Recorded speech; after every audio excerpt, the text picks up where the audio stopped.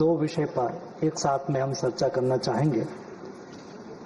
Deputy chairman sir, sports एक public movement है और स्पोर्ट्स के लिए 3 स्टेक होल्डर हैं, एक एथलीट, दूसरा फेडरेशन और तीसरा गवर्नमेंट। ये तीनों के बीच में तालमेल हो, ये तीनों का काम सुनिश्चित हो, ट्रांसपेरेंसी से हो, देश के हर युवा उसमें स्पोर्ट्स की टैलेंट को मेडल में कन्वर्ट करने की उसको अपॉर्चुनिटी मिले। स्पोर्ट्स ये नेशन प्राइड भी होता है, स्पोर्ट्स स्टेट सब्जेक्ट भी है, स्पोर्ट्स नेशनल सब्जेक्ट भी है और स्पोर्ट्स इंटरनेशनल सब्जेक्ट भी है। और सालों से देश में एक लॉ के रूप में एक स्पोर्ट्स बिल आए और स्पोर्ट्स बिल पारित करके हम एक अच्छा लॉ बनाए जो नेशनल और इंटरनेशनल स्पोर्ट्स सेक्टर में और दुनिया में एक भारत की अच्छी छवि बनाए। चेयरमैन सर, ये विषय बहुत पुराना है। देश में स्पोर्ट्स सेक्टर में गुड गवर्नेंस होना चाहिए, देश में स्पोर्ट्स को आगे बढ़ाना चाहिए। उसके लिए बात तो बहुत हुई लेकिन काम नहीं हुआ था। काम नहीं होने का भी कारण इच्छा शक्ति का अभाव था। अपना अपना हित उसमें समाहित थे और स्पोर्ट्स सेक्टर में कई ऐसे पॉलिटिक्स हुए जिस वजह से स्पोर्ट्स में हम गुड गवर्नेंस नहीं ले पाए। डिप्टी चेयरमैन सर, ये देश में क्षमता की कमी नहीं है, ये देश में ब्रेन पावर भी है, ये देश में मैन पावर भी है। देश की 65% पॉपुलेशन बिलो 35 है, यानी कि देश युवाओं का देश है।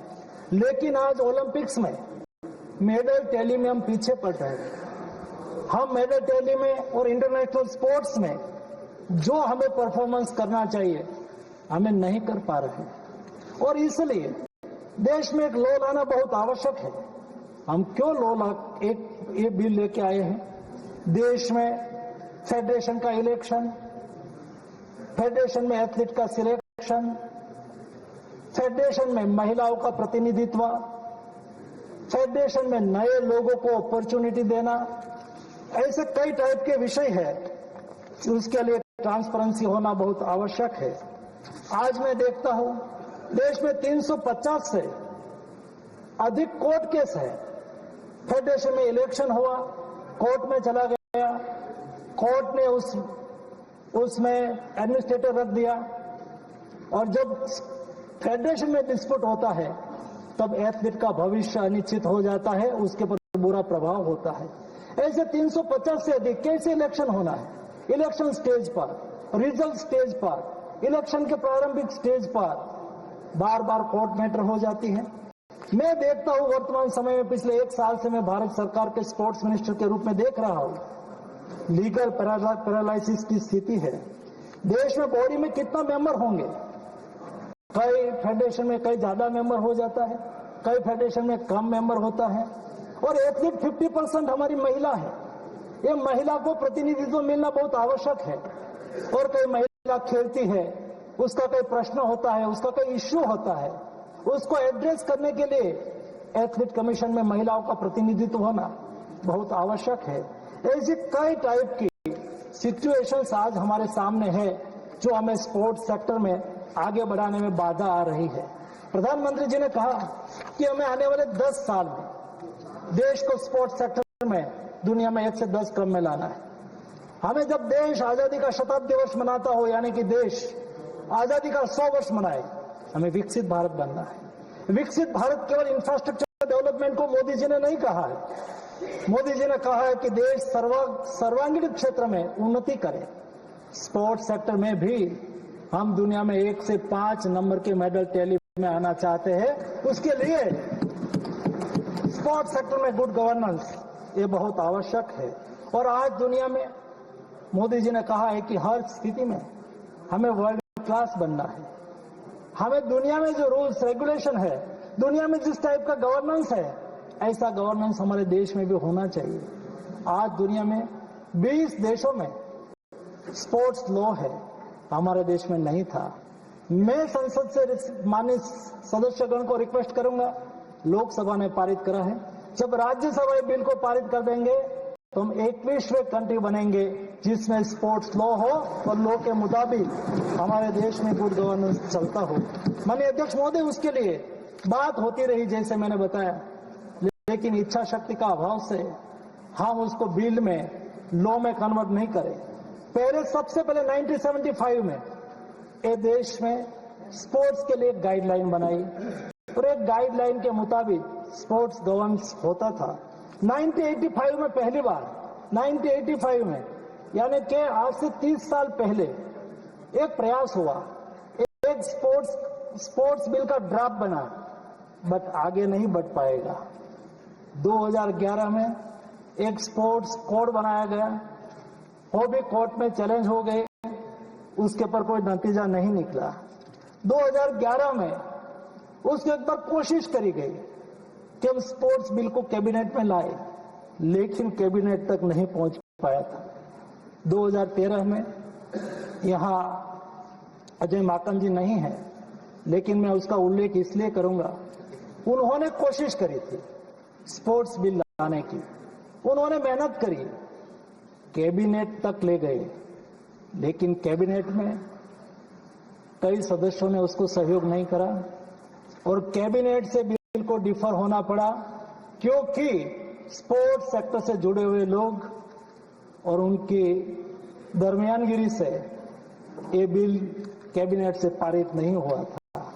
और उनके बाद 2017 में एक नया स्पोर्ट्स कोड तो ड्राफ्ट करा गया, उसको भी कोर्ट में चैलेंज करा गया और 2019 में एक कोर्ट की कमेटी ने उसके ऊपर डिटेल अध्ययन करने के लिए कहा, लेकिन वो आगे नहीं बढ़ पाया। अंतोगत्वा 2022 में कोर्ट की दरमियानगिरी से 13 पॉइंट का एक स्पोर्ट्स कोड तैयार करा गया। ये स्पोर्ट्स कोड के तहत आज स्पोर्ट्स गवर्नेंस हो रहा है, लेकिन मोदी जी की इच्छा शक्ति का ये परिणाम है। मोदी जी ने कहा कि हमें स्पोर्ट्स सेक्टर में आगे बढ़ने के लिए स्ट्रक्चरल रिफॉर्म करने की आवश्यकता है और स्ट्रक्चरल रिफॉर्म करें, हम एक के बाद एक सीक्वेंस में करें। जब आज से 11 साल पहले मोदी जी ने जब से देश के प्रधानमंत्री के रूप में काम करना चालू करा, स्पोर्ट्स की एक इकोसिस्टम क्रिएट करने के लिए देश में खेलो इंडिया नीति लाया। खेलो इंडिया कार्यक्रम से आज देश में स्पोर्ट्स एक मूवमेंट बनी। खेलो इंडिया स्कूल गेम्स, खेलो इंडिया यूनिवर्सिटी गेम्स, खेलो इंडिया पारा गेम्स, खेलो इंडिया विंटर गेम्स, खेलो इंडिया ट्राइबल गेम्स, खेलो इंडिया नॉर्थ ईस्ट गेम्स, खेलो इंडिया स्वदेशी गेम्स, ऐसे कई टाइप की खेलो इंडिया के अम्ब्रेला के नीचे स्पोर्ट्स मूवमेंट होने लगी। देश में एक स्पोर्ट्स का माहौल बना। माहौल बनने के बाद उसको मेडल टैली में कन्वर्ट करने के लिए मोदी जी ने टारगेटेड ओलंपिक पोडियम स्कीम चलाई। देश के एथलीट जिसमें क्षमता है, जिसमें टैलेंट है, ऐसे एथलीट को आर्थिक संसाधन की कमी नहीं रहनी चाहिए। उसको विदेश में खेलना है, वो जा सके, विदेश में ट्रेनिंग करनी है, ट्रेनिंग कर सके, उसको बेस्ट कोच चाहिए, कोच लगा सके, विदेश का कोच चाहिए, विदेश का कोच लगा सके, उसको विदेश की कोई एकेडमी में ट्रेनिंग के लिए जाना है, जा सके। उसके लिए जो भी खर्च की आवश्यकता हो वो भारत सरकार की ओर से करी जाए, ये मोदी जी ने सुनिश्चित करा। के बाद तीसरा रिफॉर्म के रूप में देश में एक खेल नीति होनी चाहिए। कैसे हमें देश को आगे खेल सेक्टर में ले जाना है, उसकी कार्य योजना कैसी होगी, उसके स्टेक होल्डर कैसे होंगे, उसमें गुड गवर्नेंस कैसे आएंगे, उसके लिए मोदी जी ने खेलो इंडिया, खेलो भारत स्पोर्ट्स नीति डिक्लेयर करी। खेलो भारत नीति से, स्पोर्ट्स नीति से देश में एक विजन तैयार करा गया और उनके बाद डिप्टी चेयरमैन साहब उसका तीसरा रिफॉर्म की सीक्वेंस में खेलो भारत नीति में कहा गया कि हमें गुड गवर्नेंस भी लाना है। तो गुड गवर्नेंस लाने के लिए स्पोर्ट्स बिल के रूप में मैं आपके सामने आया हूं। उसके अलावा जैसा बिल पारित हो जाएगा उनके बाद 5 साल की स्ट्रेटेजी और 10 साल की स्पोर्ट्स मेडल स्ट्रेटेजी तैयार करी जाएगी। मुझे पूरा विश्वास है मोदी जी ने जो स्वप्न देखा है 2047 में भारत टॉप 5 नेशन में मेडल टैली में होना चाहिए, ये उद्देश्य को सिद्ध करने के लिए आज हम इस बिल लेके आए हैं। इस बिल में नेशनल स्पोर्ट्स बोर्ड होगा, जिस बोर्ड में ऑल देश के सभी फेडरेशन उसका रजिस्ट्रेशन होगा। और जब डिस्प्यूट होता है तो कोई कोर्ट में जाने के अलावा उसको नेशनल स्पोर्ट्स ट्रिब्यूनल की रचना करी जाएगी। नेशनल स्पोर्ट्स ट्रिब्यूनल में सभी केस दर्ज करा जाएगा और उसके ऊपर केवल वो सुप्रीम कोर्ट में ही जा पाएंगे। हाई कोर्ट, सुप्रीम कोर्ट के रिटायर्ड जज लेवल के जज उसका नेतृत्व करेगा। एकदम ट्रांसपेरेंसी की अपेक्षा है। सरकार उसमें स्पोर्ट्स सेक्टर में, स्पोर्ट्स फेडरेशन गवर्नेंस में कोई दरमियानगिरी नहीं करना चाहता है। ये बोर्ड है, ये बोर्ड भी स्वायत्त तौर पर काम करेगा, उसमें सरकार की दरमियानगिरी कुछ भी नहीं रहेगी। और आज जब कोई फेडरेशन का इलेक्शन है, इलेक्शन करवाएगा कौन? जिसको इलेक्शन का अनुभव है, जिन्होंने कभी न कभी कोई न कोई इलेक्शन कराए हैं, ऐसे लोगों को आइडेंटिफाई करके नेशनल स्पोर्ट्स इलेक्शन पैनल करी जाएगी। ये नेशनल स्पोर्ट्स इलेक्शन पैनल में से ही किसी को नॉमिनेट करके कोई भी फेडरेशन अपना पारदर्शी इलेक्शन करवा पाएगा, उसमें सरकार की कोई दरमियानगिरी नहीं रहेगी। इलेक्शन कमीशन ही हुई सारी व्यवस्था, इलेक्शन कमीशन के तर्ज पर ये नेशनल स्पोर्ट्स इलेक्शन पैनल रहेगी। उसके अलावा आज सभी फेडरेशन में अलग अलग सभ्य संख्या है। कोई फेडरेशन में उसका बोर्ड 15 लोगों का होता है, 17 लोगों का होता है, 25 लोगों का होता है, कोई लिमिटेशन नहीं।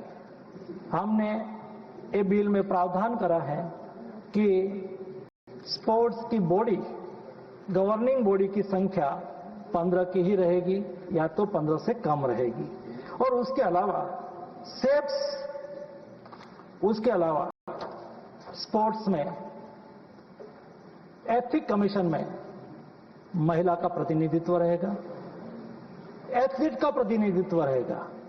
फेडरेशन में भी 2 गवर्निंग बोर्ड में 2 एथलीट रहेंगे।